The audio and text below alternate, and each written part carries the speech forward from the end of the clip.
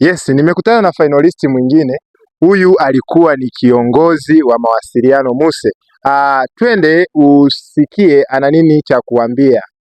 Habari yako rafiki?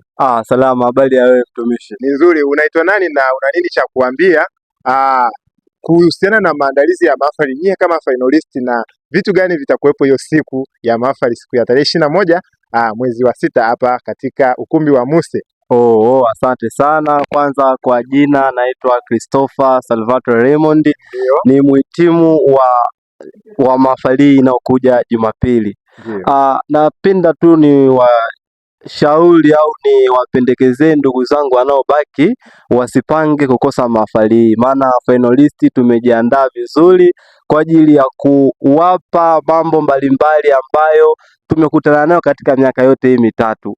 Kwa cha kuwashauri na kuwaomba na kuwasihi ndugu wanaobaki wanatukasa wenzetu, msikose katika mahafali.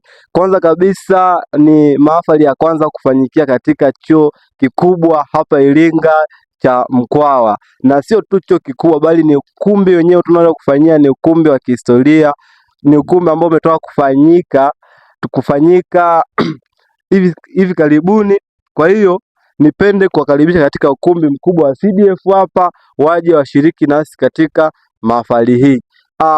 Sisi kama finalist tumejiandaa vizuri, tutawapa vitu vizuri ambavyo hawatategemea kuvipata kwetu. Kwa niwakaribishe sana wanatukasa wengine ambao wanabaki.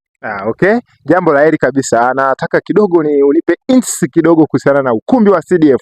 Nilikuwa ninasikia ni ukumbi wa kimataifa sana, ni ukumbi mkubwa sana hapa Iringa, na miongoni mwa kumbi zinazotafutwa sana, zinazofanyikia matukio makubwa ya kiserikali, ya kidini, ni huu ukumbi wa CDF. Huu ukumbi wa CDF unabeba watu wangapi na ukoje? Ningependa kusikia machache kutoka kwako rafiki. Ukumbi wa CDF kwanza ni ukumbi fulani hivi amazing. Kwanza una sehemu ya system charger, kwa kama umekuja na simu yako haina chaji, njoo tuna chaji, utachaji simu yako mpaka itajaa.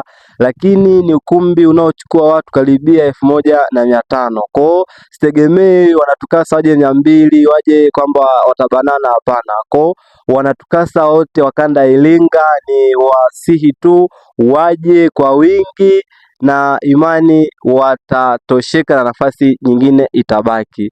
Lakini kuhusu mandhari ya ukumbi, ni mandhari nzuri sana, hamna joto, kwa watafurahi, wataenjoy wanatukasa wakanda Iringa. Wakaribie tu kwa wingi, wataona jinsi finalist tutakavyopendeza siku hiyo, si kwa wadada, si kwa wakaka.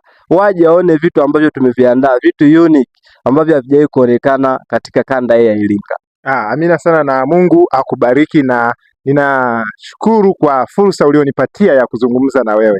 Nashukuru, na Mungu akubariki kwa kazi nzuri unayofanya. Finalist tunatamani tungekuwa na wewe toka mwanzo, maana hajai kutokea kijana mchapakazi kama wewe. Mungu akubariki pia. Amina sana, na Mungu azidi kunitia nguvu. Yes, kuna wale ambao wanapanga kukosa katika mahafali hii.